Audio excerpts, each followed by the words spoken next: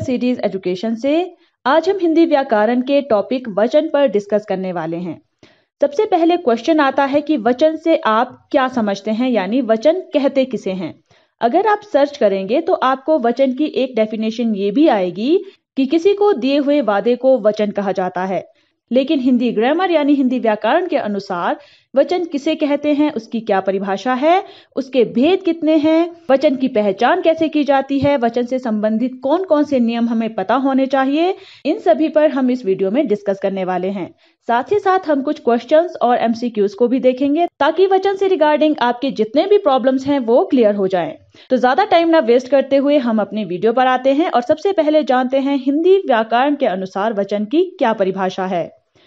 शब्द के जिस रूप से उसके एक या अनेक होने का बोध हो उसे वचन कहते हैं। यानी जहां से आपको ये पता चले कि वो सिंगल वस्तु है या फिर वो डबल है या फिर वो बहुत सारे रूपों में है। तो इस तरह से जिस भी चीज से आपको बोध हो, यानी शब्द का वो ऐसा रूप जहां से आपको ये पता चले कि वो एक चीज है या बहुत सारी चीजें हैं, उसे वचन कहते हैं। अब जान लेते हैं वचन के भेदों को। हिंदी में वचन के दो भेद माने गए हैं, एक वचन और बहुवचन, यानी सिंगुलर और प्लूरल। तो जान लेते हैं एक वचन और बहुवचन को डिटेल में। सबसे पहले एक वचन, शब्द के जिस रूप से किसी वस्तु, व्यक्ति, प्राणी या पदार्थ के एक होने का बोध हो उसे एक वचन कहते हैं। एक वचन के शब्द से ही आप जान सकते हैं कि एक वचन यानी जो सिंगल है, जैसे कपड़ा, स्त्री, बकरी, पुस्तक, कीड़ा, पत्ता, पंखा आदि। अब जब भी आप ये कोई भी शब्द बोल रहे हैं तो आपको इनके बोलने से ही समझ आ रहा है कि ये केवल एक है, ये किसी झुंड में नहीं है, ये किसी ग्रुप में है, ये किसी झुंड में नहीं है, ये किसी ग्रुप में नहीं है, ये सिंगल है। तो कोई भी ऐसा शब्द जिसके रूप से आपको उसके एक होने का बोध हो, एक होने का पता चले, उसे एक वचन कहेंगे। बात करते हैं बहुवचन की। शब्द के जिस रूप से अनेक वस्तुओं, अनेक व्यक्तियों, अनेक प्राणियों तथा अनेक पदार्थों के होने का बोध हो उसे बहुवचन कहते हैं। यानी कोई भी ऐसा रूप जिससे बहुत सारी चीजों के होने का बोध हो, यानी जैसे कोई ग्रुप हो गया या झुंड हो गया, उसको जो है बहुवचन कहेंगे। जैसे लड़के, घोड़े, साड़ियां, नदियां, सड़कें आदि। जब भी आप ये शब्द बोल रहे हैं तो इनके रूप से ही आपको ये बोध हो रहा है, याद कर पा रहे हैं आप कि ये जो है बहुत सारी हैं। लड़के, लड़के यानी एक लड़का नहीं है, बहुत सारे लड़के हैं, तब जो है लड़के कहा गया है। इस तरह से ही आप शब्दों से पता कर सकते हैं कि वो सिंगल है। याद करते हैं कि वचन की पहचान आप कैसे कर सकते हैं। वचन की पहचान संज्ञा या सर्वनाम से हो जाती है। जैसे घोड़ा दौड़ रहा है, ये है आपका एक वचन। यहां पर संज्ञा क्या है? घोड़ा। अब यहां पर जब हम बात करेंगे घोड़े दौड़ रहे हैं, तो जब घोड़ा आप कह रहे हैं तो वहां एक वचन है, लेकिन जब घोड़े कह रहे हैं तो उस शब्द से पता चलता है कि ये बहुवचन है। इस तरह से संज्ञा और सर्वनाम से वचन की पहचान हो सकती है। दूसरा देखिए, मैं पढ़ रहा हूं, आगे है हम पढ़ रहे हैं, यानी मैं हुआ आपका एक वचन में और हम हुआ आपका बहुवचन में। उसी तरह से यहां पत्ता है और यहां पत्ते हैं। इस तरह से पत्ता जो शब्द है वो आपको बता रहा है कि ये सिंगल है, यानी एक वचन है। और उसी तरह से पत्ते हैं, इसका अर्थ हुआ ये बहुवचन है। अगला है वह खाना खा रहा है, और उसका हम बहुवचन में करते हैं खाना खा रहा है, और उसका हम बहुवचन में करते हैं वे खाना खा रहे हैं। तो वह हुआ आपका एक वचन में, यानी एक पर्सन जो है वो खाना खा रहा है, लेकिन वे खाना खा रहे हैं, यहां से ज्ञात हो रहा है कि बहुत सारे हैं जो खाना खा रहे हैं। अब कुछ वाक्य ऐसे होते हैं जहां पर संज्ञा या सर्वनाम से आपको वचन की पहचान नहीं हो पाती है। तो वहां पर कैसे आप पहचान कर सकते हैं? वचन की पहचान संज्ञा, सर्वनाम या विशेषण से नहीं हो रही हो तो क्रिया से हो जाती है। यानी अगर संज्ञा, सर्वनाम या विशेषण से आपको पता नहीं लग रहा है कि वचन कौन सा है, तो क्रिया से भी पता लग सकता है। जैसे यहां पर उदाहरण है, बालक खेल रहा है, और आगे है बालक खेल रहे हैं। यहां पर देखिए संज्ञा से आपको पता नहीं चल रहा है, यानी बालक जो है वो यहाँ पर लग रहा है कि एक बालक खेल रहा है, लेकिन बहुवचन में भी बालक ही यूज हो रहा है। तो यहाँ पर आप क्रिया से पता कर सकते हैं, क्रिया में है पर रहे हैं यूज हुआ है, अर्थात यहाँ पर बालक नहीं बल्कि बहुत सारे बालक हैं जो खेल रहे हैं। उसी तरह से मोर नाच रहा है। अब यहां पर भी संज्ञा से आप पता नहीं लगा सकते कि कितने मोर नाच रहे हैं।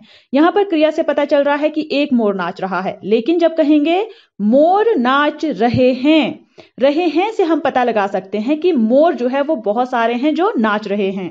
ये कुछ ऐसे शब्द होते हैं जो एक वचन और बहुवचन में सेम रहते हैं। इनका हम पता नहीं कर सकते हैं कि ये एक वचन यूज हो रहा है या बहुवचन में यूज हो रहा है। इनका पता करने के लिए हम क्रिया का यूज करते हैं। ये हम आगे जानेंगे कि कौन कौन से शब्द होते हैं जो एक वचन और बहुवचन में सेम रहते हैं, ताकि आप इस कंफ्यूजन को भी क्लियर कर पाएं।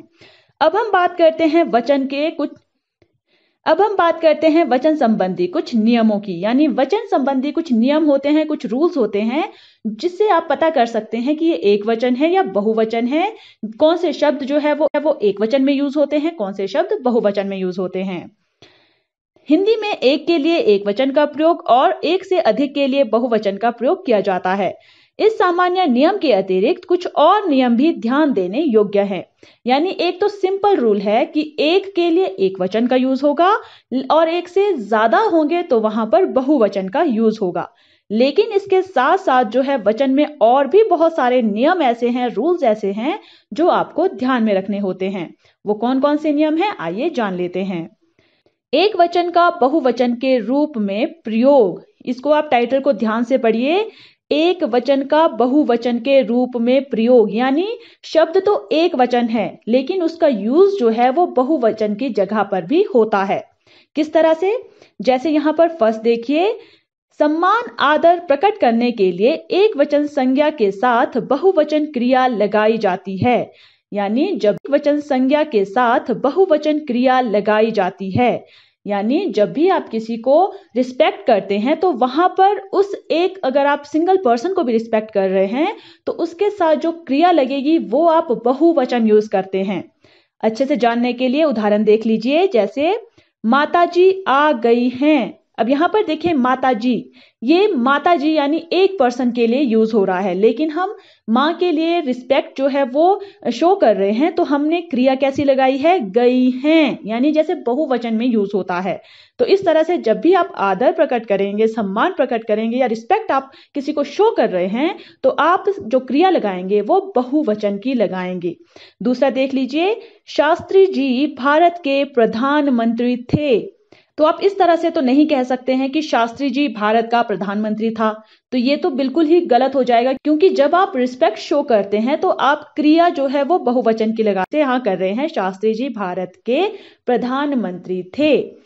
अगला देखिए, श्री राम पिता की आज्ञा से वन चले गए। आप ऐसा तो नहीं कहेंगे श्री राम पिता की आज्ञा से वन चला गया।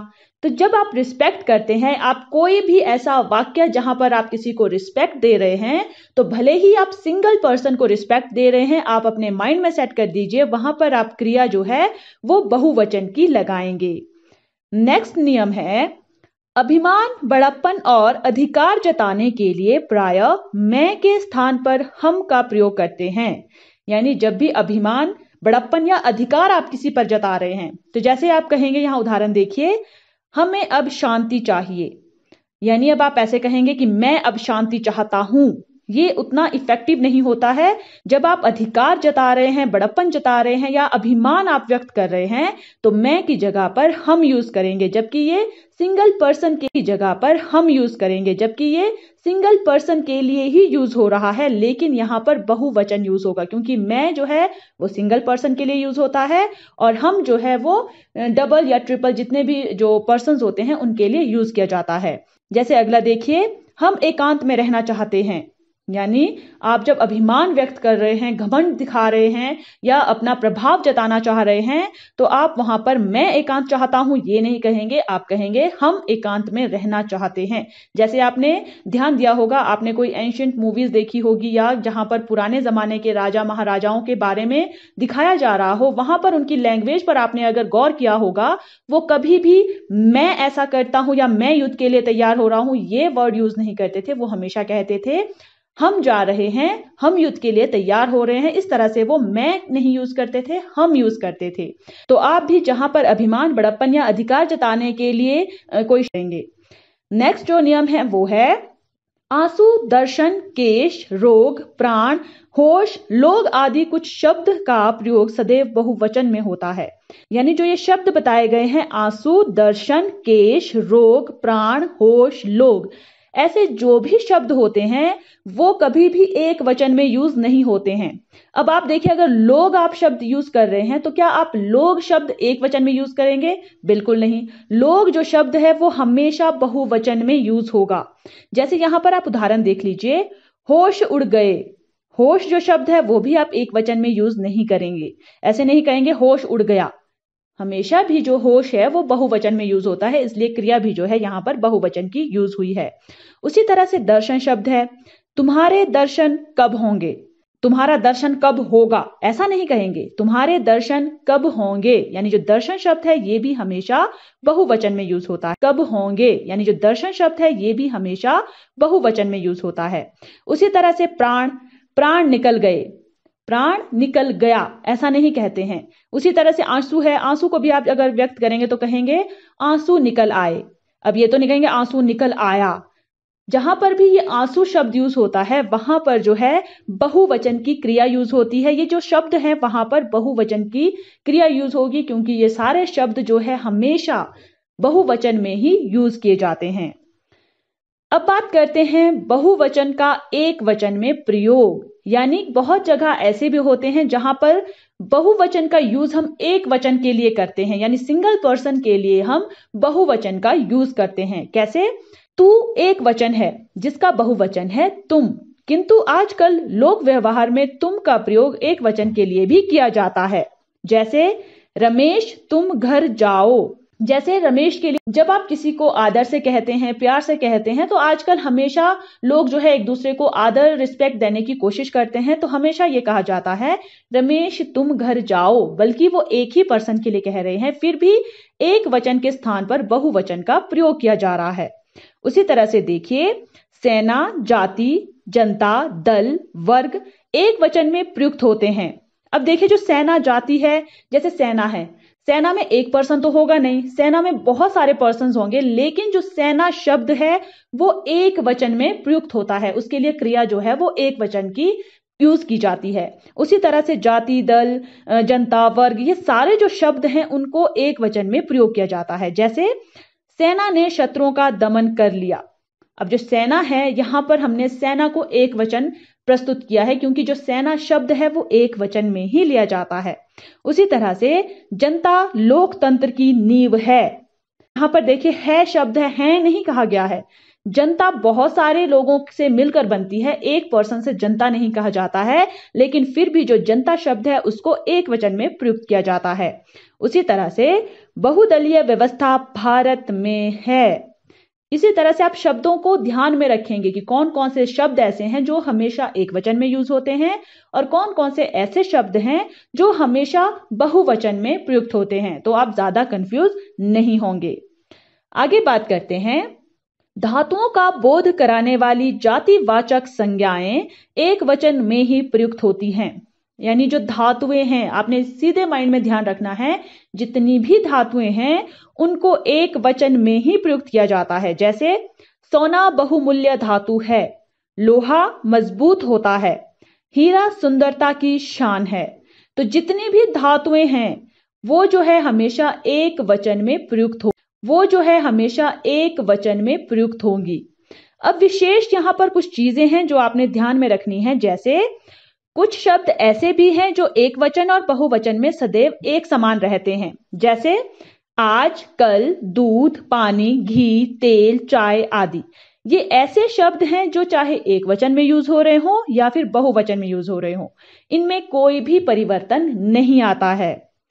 आगे है, अगर शब्द युग्म यानी जो जोड़े वाले शब्द होते हैं वो दिए गए हों तो उनके बहुवचन बनाते समय यह ध्यान देना जरूरी है कि दोनों शब्दों के वचन ना बदलकर केवल अंतिम शब्द का ही वचन परिवर्तन होगा। जैसे भाई बहन, जब आप कहते हैं कि हम 4 भाई बहनें हैं, तो यहाँ पर आपने ध्यान दिया होगा, चाहे भाई दो हैं और बहनें दो हैं, लेकिन कभी भी ये नहीं कहा जाता है कि हम दो भाइयों और दो बहनें हैं, हमेशा हैं। आगे अगर कोई क्वेश्चन करे कि कितने भाई हैं कितनी बहनें हैं, तो फिर आप आंसर देते हैं। लेकिन जब एक सेंटेंस में आप कह रहे हैं तो आप हमेशा कहते हैं कि हम 4 भाई बहनें हैं। तो आप ध्यान रखेंगे कि जो शब्द युग्म होते हैं उनका जो शब्द होता है, वो जो अंतिम शब्द होगा वही परिवर्तित होगा वचन में, दोनों शब्द जो है वो परिवर्तित नहीं होते। जैसे भेड़ बकरी, जब आप कहेंगे कि पहाड़ पर भेड़ बकरियां चढ़ रही हैं, अब भेड़ें भी उसमें हैं बकरियां भी उसमें हैं, लेकिन जब आप जॉइंट में कह रहे हैं कि वहां पर बहुत सारी भेड़ बकरियां हैं, तो आप लास्ट का जो शब्द है बकरियां, वही जो है वचन के अनुसार चेंज कर रहे हैं, ना कि दोनों। इसी तरह से आप हमेशा ध्यान रखेंगे, जो भी युग्म शब्द होते हैं उनमें हमेशा वचन में अंतिम शब्द ही परिवर्तित होगा, ना कि दोनों शब्द। ये कुछ विशेष बातें हैं जो आपको ध्यान में रखनी होती हैं। अब बात करते हैं वचन बदलने के कुछ नियमों की। अभी तक हम बात कर रहे थे कि जो वचन है उनको आप कैसे पहचान सकते हैं, और जो वचन है उनसे संबंधित कौन कौन से नियम होते हैं। अब हम बात करेंगे वचन बदलने के नियम, कि आप एक वचन से बहुवचन में किस तरह से शब्दों को बदल सकते हैं, उसके क्या क्या नियम है, कौन कौन से रूल्स हैं। तो पहला है, आकारांत पुल्लिंग शब्दों के अंतिम आ को ए में बदलने से बहुवचन बनता है।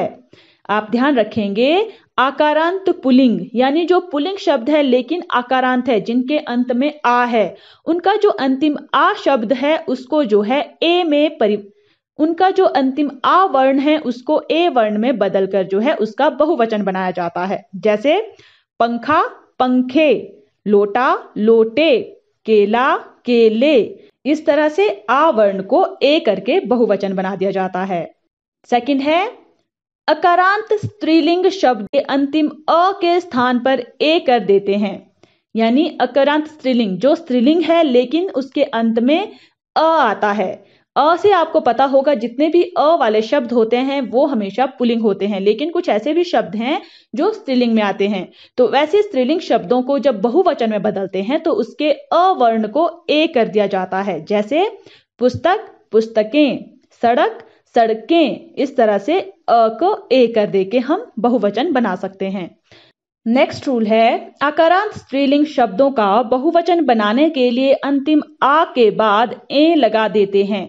यानी जो स्त्रीलिंग शब्द है आकारांत वाले, उनका जब बहुवचन बनाएंगे उनका जो अंतिम आ वर्ण है उसके बाद ए लगा देते हैं, यानी ए के ऊपर चंद्र बिंदु। जैसे गायिका गायिकाएं, माता माताएं, माला मालाएं, बाला बालाएं। यानी इस नियम के अनुसार आ के बाद ए लगाएं, यानी इस नियम के अनुसार आ के बाद ए लगा दिया जाता है।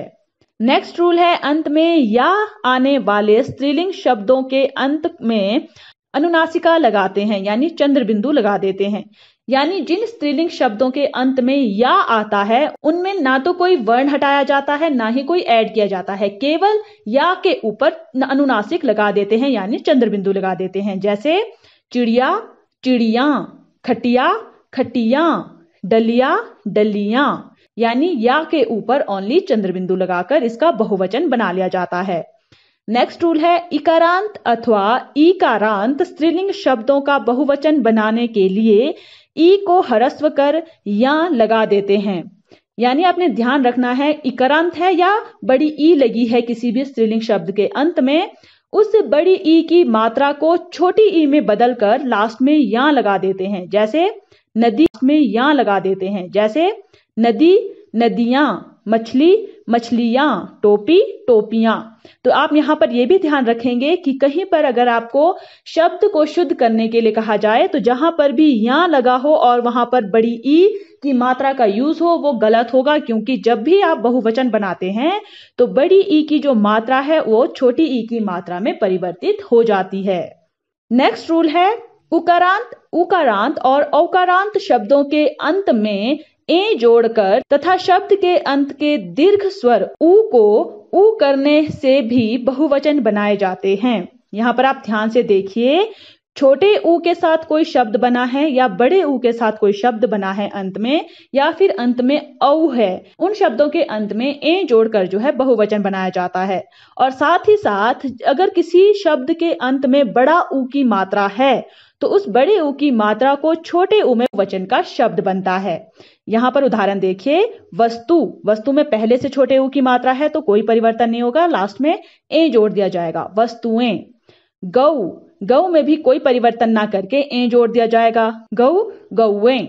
अगला है वधू, वधू में देखिए धू में बड़ा ऊ है, तो यहां पर जब आप परिवर्तित करेंगे बहुवचन में तो वधू के बड़े ऊ को छोटा ऊ हो जाएगा, उसके बाद ए जोड़ा जाएगा, वधू, वधुएं। उसी तरह से बहु, बहुएं।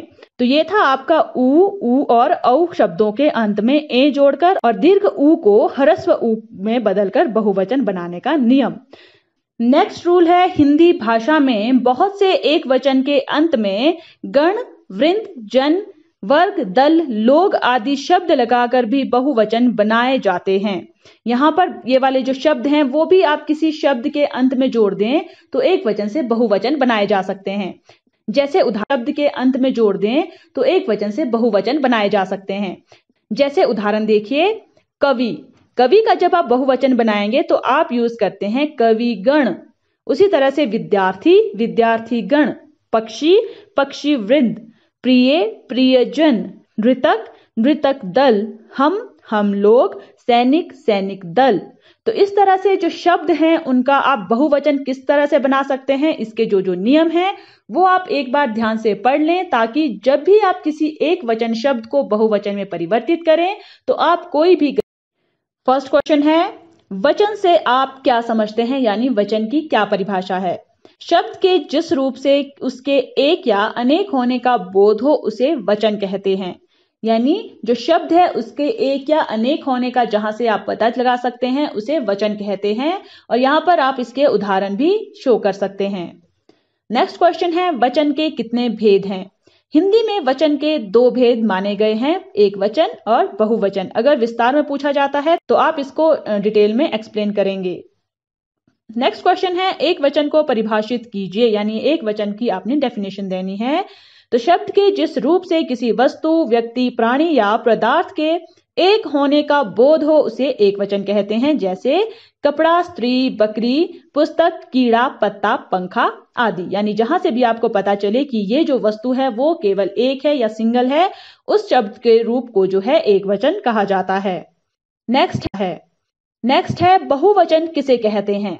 तो बहुवचन को परिभाषित आप इस तरह से कर सकते हैं कि शब्द के जिस रूप से अनेक वस्तुओं, अनेक व्यक्तियों, अनेक प्राणियों तथा अनेक पदार्थों के होने का बोध हो उसे बहुवचन कहते हैं। जैसे लड़के, घोड़े, साड़ियां, नदियां, सड़कें आदि। यानी जहां से भी जिस भी शब्द रूप से आपको ये पता चले कि वो जो वस्तु है वो ग्रुप में है या वो बहुत सारे हैं, तो उसे जो है बहुवचन कहते हैं। नेक्स्ट क्वेश्चन है, वचन की पहचान किससे की जा सकती है। यानी जो वचन है उसको किस चीज से पहचाना जा सकता है कि वो एक वचन है या बहुवचन है। तो वचन की पहचान संज्ञा, सर्वनाम या क्रिया से हो जाती है। यानी आप संज्ञा, सर्वनाम या क्रिया से पता कर सकते हैं कि ये वचन एक वचन है या बहुवचन है। जैसे घोड़ा दौड़ रहा है, घोड़े दौड़ रहे हैं, यहां से घोड़ा अगर यूज हो रहा है तो एक वचन है, घोड़े यूज हो रहा है तो वचन है। मैं पढ़ रहा हूं, मैं यूज हो रहा है तो एक वचन है, और जब बहुवचन होगा तो होगा हम पढ़ रहे हैं। उसी तरह से यहां पत्ता है, यहां पत्ते हैं। वह खाना खा रहा है, वे खाना खा रहे हैं। बालक खेल रहा है, बालक खेल रहे हैं। मोर नाच रहा है, मोर नाच रहे हैं। तो क्रिया से आप पता लगा सकते हैं, संज्ञा से पता लगा सकते हैं या सर्वनाम से पता लगा सकते हैं कि जो वाक्य है वो एक वचन का है या बहुवचन का है, या जो शब्द है वो एक वचन में यूज हो रहा है या बहुवचन में यूज हो रहा है। तो ये थे कुछ क्वेश्चंस। अब हम बात कर लेते हैं कुछ एमसीक्यूज की, बहुविकल्पात्मक प्रश्नों की, ताकि आप और अच्छे से रिवाइज कर पाएं। फर्स्ट क्वेश्चन है, शब्द के जिस रूप से उसके एक या अनेक होने का बोध हो उसे क्या कहते हैं। आपके ऑप्शंस हैं संख्या बोधक, वचन, गिनती, वाचक। अब यहाँ पर आप कंफ्यूज हो सकते हैं कि शब्द के जिस रूप से एक या अनेक होने का आपको पता चल रहा है वहां पर संख्याबोधक भी हो सकता है या वो गिनती भी कही जा सकती है, संख्यावाचक भी हो सकता है। लेकिन आप अगर ध्यान से पढ़ेंगे, शब्द के जिस रूप से एक या अनेक होने का बोध हो रहा है उसको क्या कहते हैं? तो हमारा ऑप्शन ख हमारा सही उत्तर होगा, यानी उसे कहेंगे वचन। नेक्स्ट क्वेश्चन है, वचन के कितने भेद हैं? ऑप्शंस हैं 2, 3, 4, 5। तो हिंदी में जो वचन के भेद हैं वो कहे गए हैं 2, यानी क। नेक्स्ट क्वेश्चन है, आंख शब्द का बहुवचन शब्द है, यानी आंख का बहुवचन क्या होगा? ऑप्शंस हैं आंख, आंखें, आंखों, अखियां। तो जो आंख है उसका बहुवचन होगा आंखें, यानी हमारा ऑप्शन ख। नेक्स्ट क्वेश्चन है, सम्मान आदर प्रकट करने के लिए एक वचन से बहुवचन बनाने का क्या नियम है? ऑप्शंस है क्रिया परिवर्तन, एक वचन क्रिया लगाना, बहुवचन क्रिया लगाना या शब्द को बहुवचन बनाना। तो जब आप सम्मान प्रकट करते हैं या किसी को रिस्पेक्ट देते हैं तो वहां पर नियम क्या है कि आप जो है एक वचन जो शब्द यूज कर रहे हैं उसके साथ जो क्रिया है वो बहुवचन की यूज करेंगे। तो हमारा ऑप्शन ग सही उत्तर है। नेक्स्ट क्वेश्चन है, अभिमान बड़प्पन में अधिकार जताने के लिए प्राय मैं के स्थान पर क्या प्रयोग करते हैं? 4 ऑप्शन है, अहम, सब, तुम, हम।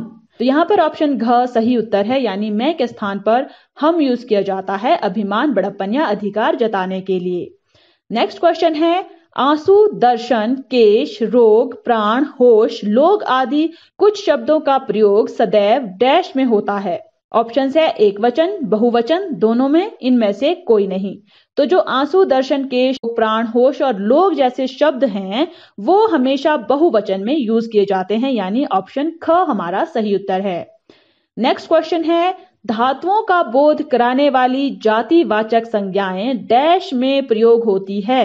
ऑप्शंस हैं एक वचन, बहुवचन, दोनों में, इनमें से कोई नहीं। तो जो धातुएं हैं वो जो है हमेशा एक वचन में यूज की जाती है। तो हमारा सही उत्तर होगा ऑप्शन क। नेक्स्ट क्वेश्चन है, सेना, जाति, जनता, दल, वर्ग डैश में प्रयुक्त होते हैं। एक वचन, बहुवचन, दोनों में, इनमें से कोई नहीं। तो जो सेना, जाति, जनता, दल और वर्ग हैं, ये जो शब्द हैं वो भले ही बहुवचन के हैं लेकिन इनका प्रयोग जो है वो हमेशा एक वचन में किया जाता है। तो हमारा ऑप्शन क सही उत्तर होगा।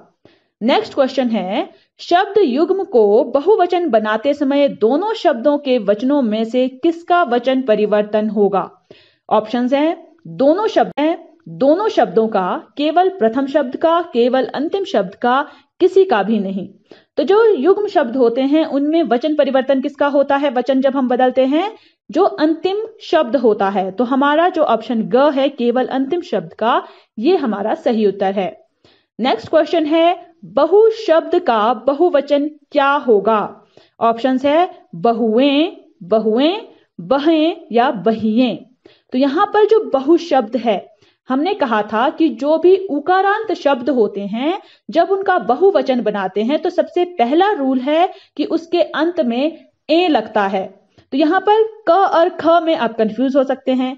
तो आप सेकंड जो उसका रूल था वो याद कीजिए। उसमें कहा गया था कि जो दीर्घ ऊ है यानी जो बड़े ऊ की मात्रा होगी वो जो है ह्रस्व हो जाएगी, यानी वो छोटे ऊ में परिवर्तित हो जाएगी। तो हमारा ऑप्शन ख जो है वो शुद्ध बहुवचन रूप है बहु शब्द का।